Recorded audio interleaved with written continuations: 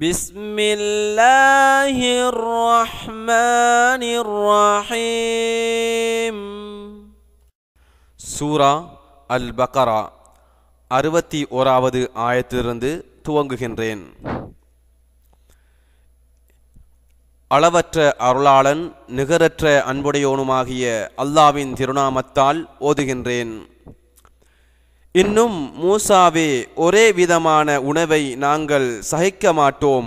ஆதலால் பூமி விளைவிக்கும் அதன் கீரையையும் அதன் வெள்ளரிக்காயையும் அதன் கோதுமையையும் அதன் பருப்பையும் அதன் வெங்காயத்தையும் எங்களுக்கு வெளிப்படுத்தி தருமாறு உன் இறைவனிடம் எங்களுக்கு கேளும் என்று நீங்கள் கூற, நல்லதாக எது இருக்கிறதோ அதற்கு பதிலாக மிக தாழ்வானதை நீங்கள் மாற்றிக்கொள்ள நாடுகிறீர்களா?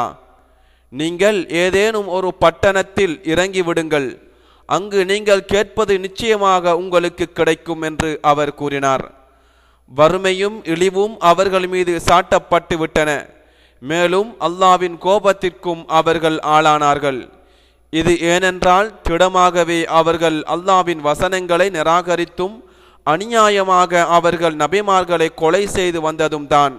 இந்த நிலை அவர்கள் அல்லாவுக்கு பணியாது மாறு செய்து வந்ததும் அல்லாஹ் விதித்த வரம்புகளை மீறிக்கொண்டே இருந்ததினாலாகும் ஏற்பட்டது. ஈமான் கொண்டவர்களாயினும் யூதர்களாயினும் கிறிஸ்தவர்களாயினும் சாபியன்களாயினும் நிச்சயமாக எவர் அல்லாவின் மீதும் இறுதி நாள் மீதும் நம்பிக்கை கொண்டு சாலிஹான நல்ல அமல்கள் செய்கிறார்களோ அவர்களின் நற்கூலி நிச்சயமாக அவர்களுடைய இறைவனிடம் இருக்கிறது. மேலும் அவர்களுக்கு யாதொரு பயமும் இல்லை, அவர்கள் துக்கப்படவும் மாட்டார்கள். இன்னும் நாம் உங்களிடம் வாக்குறுதி வாங்கி தூர் மலையை உங்கள் மேல் உயர்த்தி நாம் உங்களுக்கு கொடுத்த வேதத்தை உறுதியுடன் பற்றி கொள்ளுங்கள், அதிலுள்ளவற்றை நினைவில் வைத்து கொள்ளுங்கள், அப்படி செய்வீர்களானால் நீங்கள் பயபக்தியுடையோர் ஆவீர்கள் என்று நாம் கூறியதையும் நினைவு கூறுங்கள். அதன் பின்னும் நீங்கள் உங்கள் வாக்குறுதியை புறக்கணித்து மாறிவிட்டீர்கள். உங்கள் மீது அல்லாவின் கருணையும் அவன் அருளும் இல்லாவிட்டால் நீங்கள் முற்றிலும் நஷ்டவாளிகளாக ஆகியிருப்பீர்கள். உங்கள் முன்னோர்களிலிருந்து சனிக்கிழமையன்று மீன்பிடிக்க கூடாது என்ற வரம்பை மீறியவர்களை பற்றி நீங்கள் உறுதியாக அறிவீர்கள். அதனால் அவர்களை நோக்கி சிறுமை அடைந்த குரங்குகளாகி விடுங்கள் என்று கூறினோம்.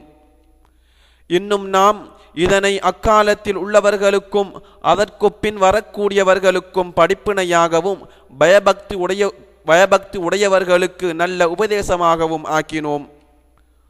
இன்னும் இதையும் நினைவு கூறுங்கள், மூசா தம் சமூகத்தாரிடம் நீங்கள் ஒரு பசுமாட்டை அறுக்க வேண்டும் என்று நிச்சயமாக அல்லாஹ் உங்களுக்கு கட்டளையிடுகின்றான் என்று சொன்னபோது அவர்கள், மூசாவே, எங்களை பரிகாசத்திற்கு ஆளாக்குகின்றீரா என்று கூறினர். அப்பொழுது அவர், அப்படி பரிகாசிக்கும் அறிவினர்களில் ஒருவனாக நான் ஆகிவிடாமல் அல்லாவிடம் பாதுகாப்பு தேடுகிறேன் என்று கூறினார். அது எத்தகையது என்பதை எங்களுக்கு விளக்கும்படி இறைவனிடம் எங்களுக்காக வேண்டுவீராக என்றார்கள். அப்பசுமாடு அதிக கிழடுமல்ல கன்றுமல்ல, அவ்விரண்டிற்கும் இடைப்பட்டதாகும். எனவே உங்களுக்கு இடப்பட்ட கட்டளையை நிறைவேற்றுங்கள் என்று அல்லாஹ் கூறுவதாக மூசா கூறினார். அதன் நிறம் யாது என்பதை விளக்கும்படி நமக்காக இறைவனை வேண்டுவீராக என அவர்கள் கூறினார்கள். அவர் கூறினார், திடமாக அது மஞ்சள் நிறம் உள்ள பசுமாடு, கெட்டியான நிறம், பார்ப்பவர்களுக்கு பரவசம் அளிக்கும் அதன் நிறம் என அவ்விறைவன் அருளினான் என்று மூசா கூறினார். உமது இறைவனிடத்தில் எங்களுக்காக பிரார்த்தனை செய்வீராக, அவன் அது எப்படிப்பட்டது என்பதை எங்களுக்கு தெளிவுபடுத்துவான். எங்களுக்கு எல்லா பசுமாடுகளும் திடனாக ஒரே மாதிரியாக தோன்றுகின்றன. அல்லாஹ் நாடினால் நிச்சயமாக நாம் நேர்வழி பெறுவோம் என்று அவர்கள் கூறினார்கள். அவர், மூசா, நிச்சயமாக அப்பசுமாடு நிலத்தில் உழவடித்தோ நிலத்தில் நீர் பாய்ச்சவோ பயன்படுத்தப்படாதது, ஆரோக்கியமானது. எவ்விதத்திலும் வடுவில்லாதது என்று இறைவன் கூறுகிறான் என கூறினார். இப்பொழுதுதான் நீர் சரியான விபரத்தை கொண்டு வந்தீர் என்று சொல்லி அவர்கள் செய்ய இயலாத நிலையில் அப்பசுமாட்டை அறுத்தார்கள். நீங்கள் ஒரு மனிதனை கொன்றீர்கள், பின் அது பற்றி ஒருவருக்கொருவர் குற்றம் சாட்டி தர்க்கித்துக் கொண்டிருந்தீர்கள். ஆனால் அல்லாஹ் நீங்கள் மறைத்ததை வெளியாக்குபவனாக இருந்தான் என்பதை நினைவு கூறுங்கள். அறுக்கப்பட்ட அப்பசுவின் ஒரு துண்டால் அக்கொலையுண்டவனின் சடலத்தில் அடியுங்கள் என்று நாம் சொன்னோம். அவ்வாறே அல்லாஹ் இறந்தவர்களை உயிர்ப்பிக்கிறான். நீங்கள் நல்ல அறிவு பெறும் பொருட்டு தன் அத்தாட்சிகளையும் அவன் இவ்வாறு உங்களுக்கு காட்டுகிறான். இதன் பின்னரும் உங்கள் இதயங்கள் இறுகிவிட்டன, அவை கற்பாறையைப் போல் ஆயின அல்லது அதை விடவும் அதிக கடினமாயின.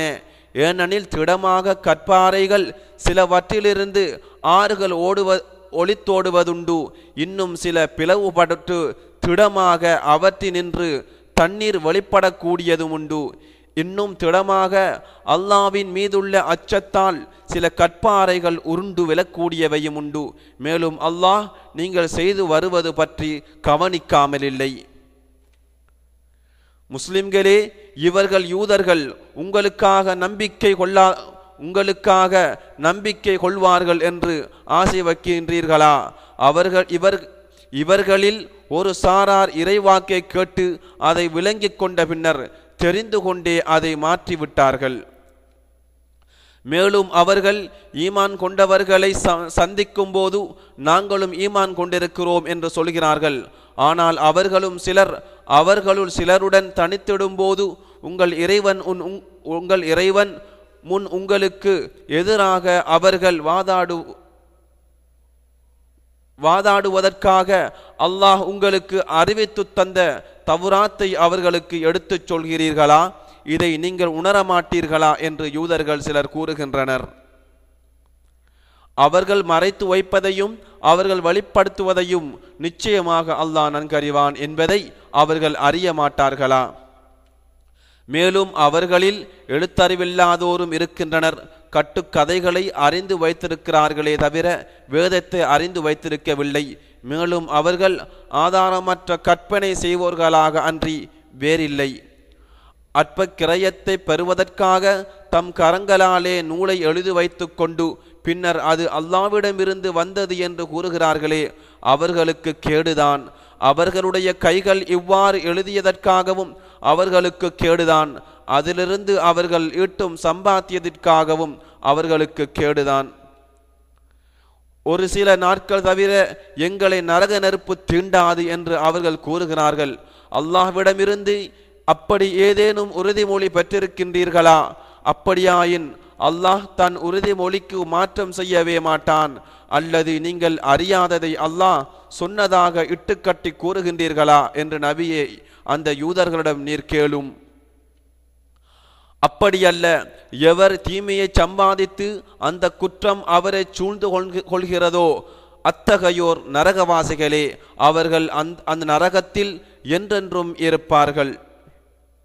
சதகல்லாஹுல் அதீம்.